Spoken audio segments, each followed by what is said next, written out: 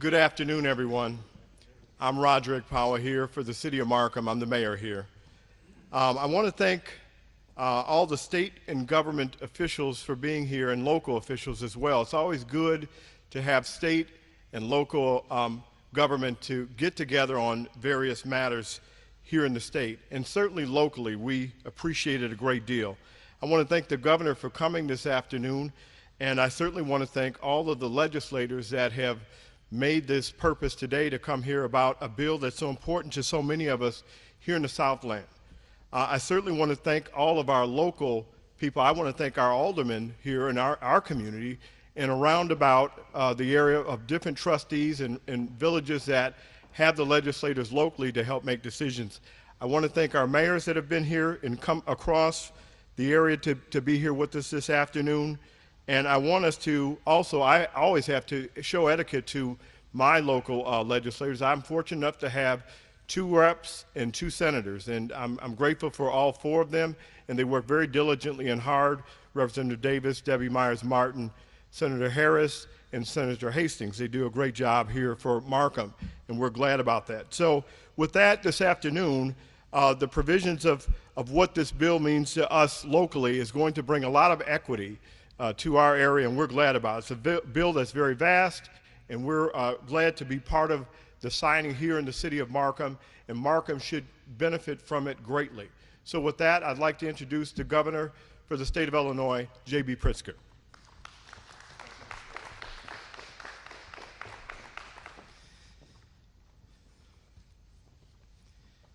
Well, thank you very much, Mr. Mayor, and thanks to all the people here in Markham, and honestly, Mayor Agpawa, your leadership during this very difficult time, meaningful to all of us, so thank you. I also want to thank Senator Mike Hastings and Representative Debbie Myers-Martin for welcoming us to their district where we stand here in the south suburbs. I'm also very proud to be joined today by members of the Illinois Legislative Black Caucus, without whom we would not have been able to make these advances in economic equity or any of the pillars of the Illinois Black Caucus for that matter. Leader Will Davis, Leader Marcus Evans, Senator, Chairman L.G. Sims, and of course Representative Myers-Martin. Thank you for your leadership. And though they could not be here today, I want to acknowledge and recognize the leadership of the ILBC Joint Caucus Chair Sonia Harper and Senator Chris Belt, who sponsored these 4 bills, were engaged in these 4 bills deeply, and of which this bill that we're going to talk about today is an important pillar. Because of their commitment, all of the people that I'm talking about, to getting big things done, even in the midst of a pandemic, Illinois is making significant progress in expanding economic opportunity and financial security for our working families, especially our underserved communities. Of course, these fights for justice stretch far beyond the hardworking elected officials who are here, so I also want to recognize 2 of the advocates who have joined us today. Each of these leaders and the groups that they represent has delivered genuine progress for Illinoisans all across our state, and I want you to know who they are. So let me start with Ari Ingram, the community liaison for CKL Engineers, a black and female-owned, solution-oriented group of engineers and construction managers, and Dr. Cornell Darden, the executive director of the South Suburban Black Chamber of Commerce. I'm excited for each of them to have a chance to speak to the issues that they've worked on directly. And as governor, I guess I'll kick it off by just saying how proud I am of what this pillar requires of our state government. Together, we're improving procurement processes, incentivizing greater diversity in the awarding of vendor contracts, and creating a new commission on equity and inclusion, the first ever substantial set of changes to our business enterprise program. We're building a state government that looks like the people that it serves. And that's not just good public policy, it's good for the economy. Most importantly, through the commission, we are holding state government accountable to follow through. Together with the fact that I have appointed the most diverse governor's office in Illinois' history, we have the opportunity to make fundamentally positive change that will benefit many who have for too long been left out and left behind. That's a mission that was important long before the COVID-19 pandemic, but as the disparities have highlighted over the last year,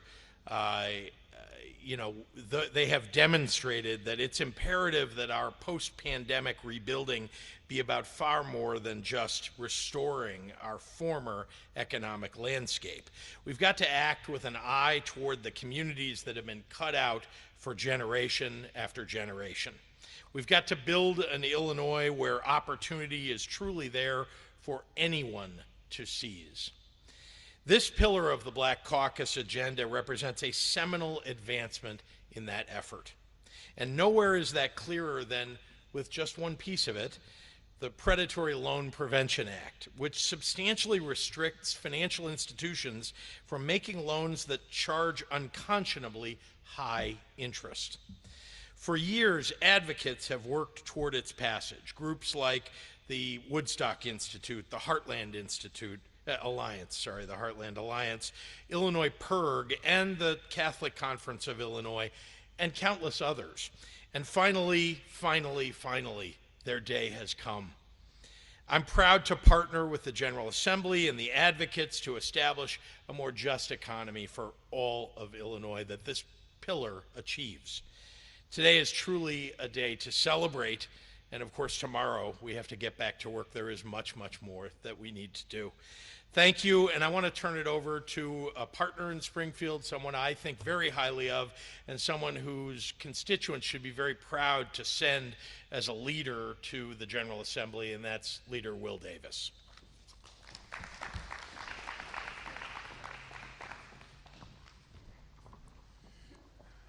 Good afternoon, everyone. Thank you very much for that very kind introduction, Governor Pritzker. I am Will Davis, and I am the state representative of the 30th District, and I have the pleasure of representing a portion of the city of Markham here, along with my colleague, Representative Myers-Martin. More importantly, and the governor and I acknowledged this earlier today, that we were coordinating our outfits and decided that blue suits and ties with orange in them was the way to go today. So I'm happy to be on the same page with the governor as it relates to that, as well as many other things. The governor alluded to the efforts of the Illinois Legislative Black Caucus and our effort to bring significant equity into many spaces in state government. The economic development was just one pillar of 4 pillars that work to try to bring equity as it relates to contracting, as it relates to opportunities, putting a particular and unique focus on even employees of the state government as it relates to making sure that across the board from top to bottom that there is adequacy and equity as it relates to everything we do here in the state of Illinois.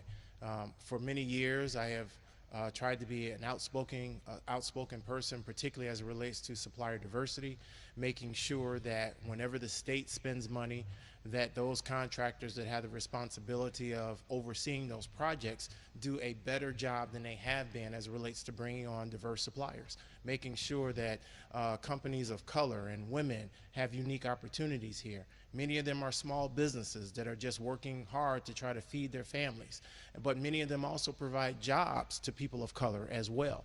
And it's something that we don't necessarily see in a broad way, and that's why we work to stand up small businesses, because we know they have a very intentional way of approaching the efforts, and we're looking forward to hearing from someone a little later in this event that will speak specifically to that. But we knew that as members of the Legislative Black Caucus that it was time that the state of Illinois stop talking the talk, but actually walking the walk. That was very important for us, and not only in economic development, but criminal justice and healthcare and in education. And I was fortunate enough, as I mentioned, to be with the governor earlier today in the village of Robbins, talking about some of the education strides that he has made in his administration and we support as members of the Illinois Legislative Black Caucus. So it's equally as important as we shift gears and talk about economic development.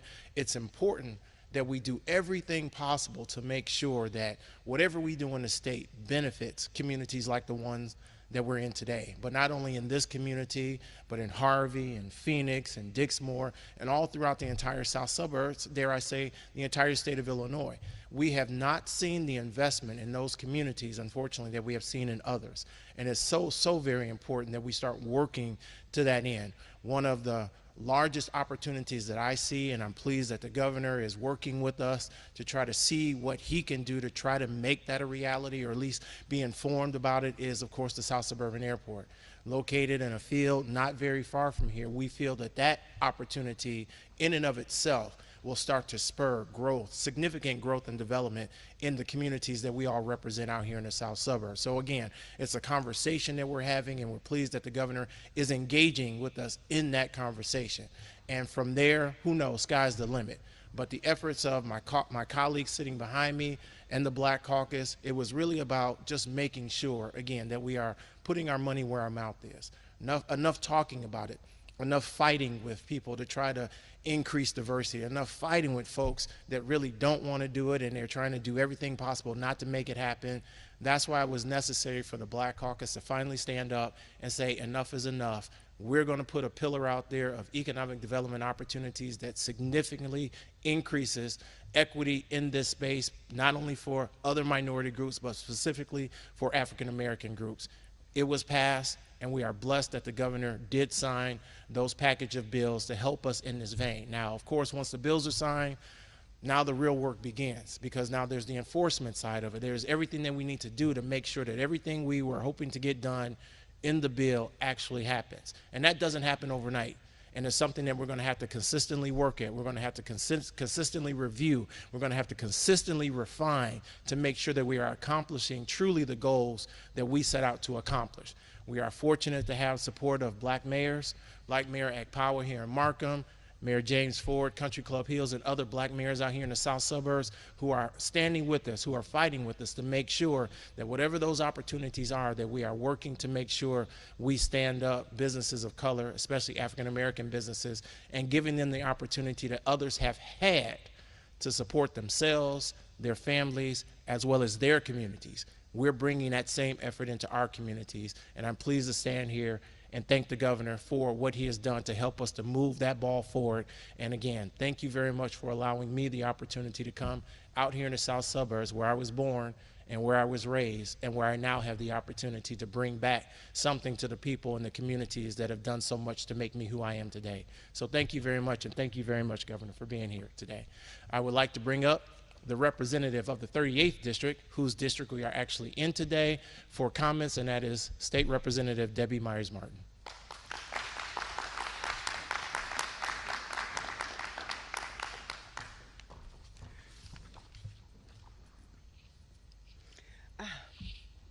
Good morning, everyone. Welcome to the 38th District. I want to thank you for being here, for your time, for your interest. Thank the governor for your time and your presence here in the 38th District. As mentioned, I'm Debbie Myers-Martin, and I represent the 38th District. I am very excited and encouraged to be here today for this signing of historic legislation that makes tremendous strides in addressing economic injustice here in the state of Illinois. Additionally, I would like to thank the members of the Illinois General Assembly for their support of this legislation as well. It is said, human progress is neither automatic or inevitable. Every step towards the goal of justice and equity requires sacrifice, suffering, and struggle. It requires the tireless exertions and passionate concern of dedicated individuals. I stand with my colleagues today to celebrate the work, the commitment to addressing systemic racism here in the state of Illinois. What we have learned during this process is that in order to change the existing model, you must build a new model. You must take progressive steps forward for economic access, opportunity, and equity, to bring more equity in the banking and investment industry, to bring more access to economic mobility, procurement, and the BEP programs, to bring more opportunity for small businesses and entrepreneurship, and to shed light on the need for industry-specific equities in the Black beauty supply industry, Black farmers in the marketplace, or the multi-million-dollar cannabis industry. So I repeat, human progress is neither automatic or inevitable. It requires the tireless exertions and passionate concern of dedicated individuals. The Illinois Legislative Black Caucus is comprised of those passionate and concerned individuals who seek justice, inclusiveness, and equity. So I am so proud to stand here today as we recognize the work done on this economic equity, opportunity, and access. So thank you again for being here, and thank you, Governor Pritzker, for coming out to my district. Thank you.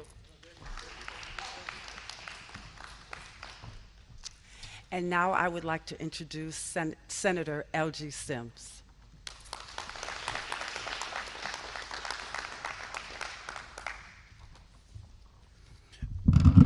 Representative, I guess since I didn't follow the blue suit and orange tie, I didn't get that memo. It's all right. It is always a pleasure to be here. I am L.G. Sims. I have the honor of being the state senator of the 17th district. Governor, we have done a number of these events where we've celebrated the opportunity to move forward, move our state forward. And I want to thank you for having the courage to not just talk about progress, but to live and act with progress. In order for us to move forward, we have got to be committed to doing the things that we say we're going to do. And here in the Southland, for far too long, folks have felt locked into conditions and locked out of opportunities. And that's why it's so important that we're here today. We're here today to talk about just how we are going to bring opportunity to the Southland. Now, I represent the 17th district, which is a little bit east of here, representing the communities of Burnham and South Holland and Lansing and Cal City, Sauk Village and Linwood.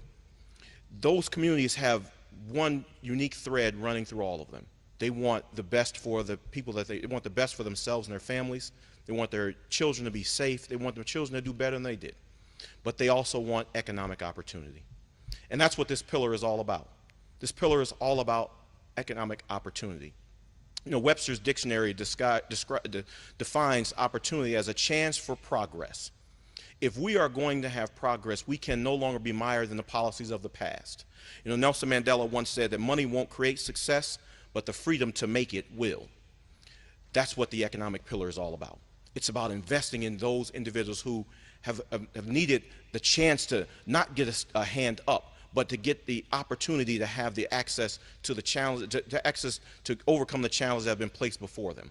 The access to capital to build their business, to invest in the communities that are going to that allow communities to grow, invest in business that allow communities to grow. We see that the economic recovery is not going to come from Wall Street. It's going to come from the main streets. It's going to come from the small businesses that the Southland is so richly invested in. 2/3 of all jobs are created by small businesses. So we have to invest in creating opportunities for those individuals who are going to invest back in the communities that support them. And who is that? Those are communities who look a lot like me. Communities and businesses where they have not had opportunities previously. But when we give them that chance, when we invest in them, we give them access to capital, we give them access to opportunities, when we make sure that contracts that are coming from state government go into those businesses, they will continue to grow and they will continue to thrive. That's why I'm so proud to be here. I'm so proud of the members of the Illinois Legislative Black Caucus who answered the clarion call when so many of us, even as we relive those very painful moments of George Floyd's death from last summer. We didn't just want to protest. We didn't just want to pass a bill. We wanted to address the systemic challenges and advantages which keep individuals out of access to capital, access to progress, and access to opportunity. So that's, we not only addressed one pillar, we addressed four: economic opportunity, education, criminal justice, healthcare, because we know that the opportunities and the lack thereof have addressed so many different parts of our communities. You know, the COVID-19 pandemic has shown so much. It's shown us that we have to think differently. We have to reimagine what our communities look like. We have to reimagine how we address the challenges facing us. That's why I'm so proud of the members of the Illinois Legislative Black Caucus. And on a personal note, let me thank Senator Chris Belt for the work that he did, Senator Jackie Collins for the work that she did on this pillar in the Illinois Senate, working tirelessly with members of the Illinois Senate to make sure that they understood the issues that we were trying to address, but they also pushed them forward. But I would be remiss if I did not thank our Joint Caucus Chairwoman, Representative Sonia Harper, and our immediate past Joint Chairwoman, Majority Leader Senator Kimberly Lightford, for having the vision and having the foresight to call us together as a caucus to make sure that we were going to address these issues collectively. This is a moment, it's a historic moment, but it certainly cannot be the last. We have to invest in continuing this journey of progress, because until all of us have the same access to equity and justice, none of us have access to equity and justice. So with that, it is my honor to bring to the podium my partner in progress, State Representative Marcus Evans.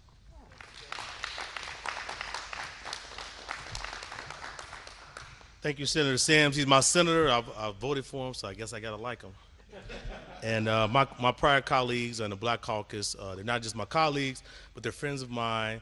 And of course, Sonia Harper and Senator Belt, they did the work. This bill was a combination of a lot of ideas and a lot of plans put together. But you gotta look back. You gotta say to yourself, how did we get to this point? Well, the Black Caucus has consistently pushed hard, even before I was in the General Assembly 8 years ago, for the black community, for working class, Latino, and white communities. The Black Caucus has a track record. It's not my opinion, it is a fact that the Black Caucus has stood strong for our communities and folk. But why wasn't all this passed? So the Black Caucus is so great, why didn't all this pass? Because the Black Caucus in the history of the state of Illinois has never had a partner that was willing to do what Governor Pritzker is doing. The Black Caucus has never in the history of the state of Illinois had a partner that was willing to say, I support this particular class of individuals. I support working class individuals. I support black people. I've never seen it. This is the first governor in this country who not only walks in Black Lives Matter marches and posts cute things on social media, but Governor Pritzker says, give me the pen and I'm gonna sign a bill that's gonna specifically say, not somewhat say, not kinda say, not I'm with y'all, but I don't wanna tell nobody. His pen is saying, I support transferring dollars and removing obstructions to help black businesses. And again, it's not my opinion, this is the fact. This is the first time in history, and he should be celebrated for that, because this man is willing to put the pen where his mouth is saying. I'm looking across this country, and all these cute governors are marching in the marches, but they ain't doing nothing. They're not transferring and removing obstructions to help black businesses, to help working class white folks, and to help working class Latinos. This is the only governor that's doing it, and we're doing it in the heart of the country. We want to be an example to others. All black caucuses should be producing for their communities. We want Illinois to be a place where the young black professional and high school student that's African American say, I don't want to move to this city or that city, but I want to stay in the state of Illinois, and this bill is the beginning of doing that. And so I thank you, Governor Pritzker, and again, the Black Caucus will remain strong to doing what we've always done, but finally we have a partner, and this is just the beginning. We want our partnership with Governor Pritzker to continue to produce for the black community, so that this can be not only a place where blacks survive, but a place where the black community thrives. Places like Markham, I'm nostalgic because as a child, even though I lived in Chicago, my mom used to work in this field house, and we used to come out. So the south side of Chicago and the south suburban communities are connected. My district is a combination of that, me and Senator Sims. Yes, I live in the city of Chicago, but I love the Southland. If it's black folks there, I love it. If it's working class white folks and Latinos, I love it.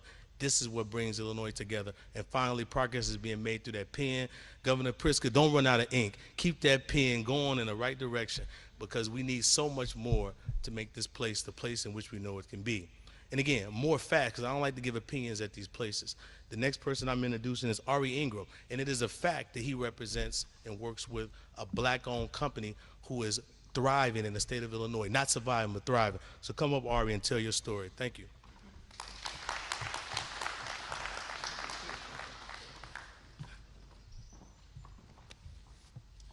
Good afternoon, everyone. My name is Ari Ingram, and I represent the business development for CKL Engineers, LLC, started by May Whiteside in 2009. And this year will be our 12th year. So we provide services like civil engineering services and environmental services for airports, roadways, local roads, tollway projects, and streets. So as a small 100% black woman-owned civil engineering firm, we cannot be more happy to learn about more efforts to include black businesses in the Illinois economy. So thank you for the invitation to join today's historical event. And thank you to the Illinois Black Legislative Caucus for your efforts.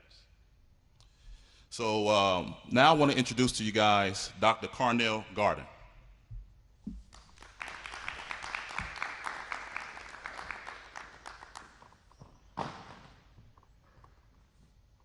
Good afternoon, everyone. I'm Dr. Cornell Darden Jr., President and CEO of the Southland Black Chamber of Commerce and Industry. I am so proud to be a part of such a momentous and historic occasion in which legislation has been passed to ensure that everyone in Illinois has an opportunity to participate in the economic fabric of this great state. I want to thank the Illinois Black Caucus, who I truly believe is the best black caucus in the United States.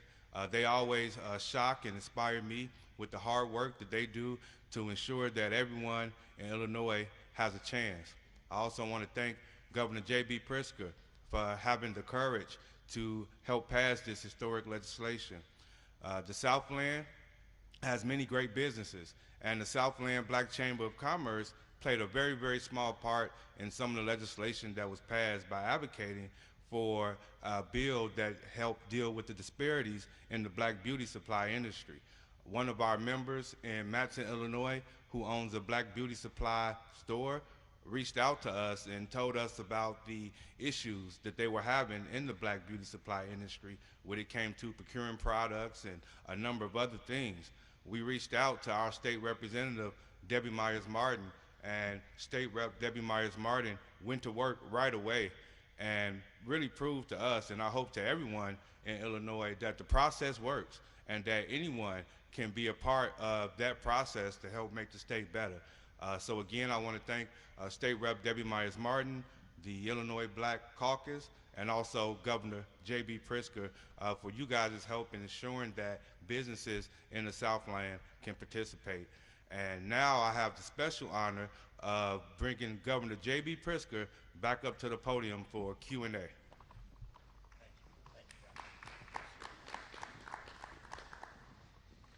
Thank you. Happy to take questions from members of the media. Yes, sir. Hi. Hi. I have a couple questions about upcoming pieces of legislation. Representative Delia Ramirez filed, let me get the bill number, House Bill 2877. It's called the COVID-19 Federal Emergency Rental Assistance Program Act. Are you familiar with it? Vaguely, I don't know the details of the, I know what the rental assistance program is, of course. I mean, I could read you the Capital News Illinois summary of it. It's our wire service. They'd asked your office for comment about it at one point. I guess if you're unfamiliar with the legislation, it's kind of moot to ask whether or not you would support it. Yeah, I know. There are thousands of pieces of legislation that we're trying to track, but no, it's okay. But let me respond more broadly. That first of all, back in the my reporter, I forgot to read that. Hold on. Bad policy on my part. I'm sorry. I forgot to turn on my. Oh, got it. And I'm ready. Thank you. Okay. Back in the fall, we set up a rental assistance program and as well as a homeowner assistance program with the Federal CARES Act dollars that was substantially helpful to renters across the state of Illinois. Literally tens of thousands of people benefited from that program. We are doing the same thing with the dollars that are coming in from the federal government as a result of the ARP, the American Rescue Plan Act. And what we're trying to do, of course, is keep people in their homes. That's the most important thing we can do. We've done that, of course, with a moratorium on evictions, but we want to now make sure that they can pay their rent. And so there are landlords that deserve to be paid, and that's what this program is intended to do, allow people to catch up on their rent from the dollars that are coming in through those federal programs. And we want to continue to be, we had the largest rental assistance program in the country here in Illinois. We set that up. The General Assembly partnered with me in setting that up, and we're going to continue to do the same thing going forward to make sure that people can catch up as we hopefully come to the end of this pandemic. I mean, yeah, specifically the copy in the Wire report says that it aims to direct an estimated $1.4 billion in federal emergency rental assistance to support tenants most at risk for eviction and small landlords in need of the most. So I get, and the only thing I would say in addition to what I've said is that there is separate money. I just want to, maybe people don't pay attention to all of the buckets of money that are going to help people all across the country. And you know, there's a certain amount of money that is coming to the state of Illinois, to state government, also to local governments. But in addition to that, there is rental assistance that is coming in a separate bucket, let's say, and so that would be used for precisely the kind of thing that Senator Ramirez is suggesting. And a little bit more on the front burner right now, I'm sure you're familiar with Senator Martwick's proposal for an elected school board in Chicago. Sure. Any comment on that before I ask about specifics? Do you support that proposal, that he's proposing? From the very beginning, you know, I've believed in an elected school board.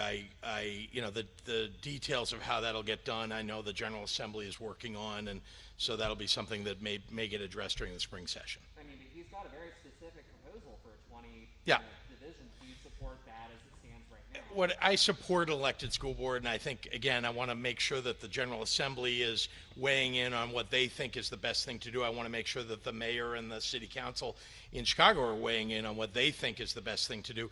It's a complex endeavor to put this in place. So all I'm saying is, let's get the bill through the legislature, whatever that may be. And as you know, I have said, you can look back at the records here, that I'm in favor of an elected school board. Speaker of the House has said he supports this proposal by Martwick. If this bill passes, will you sign it into law?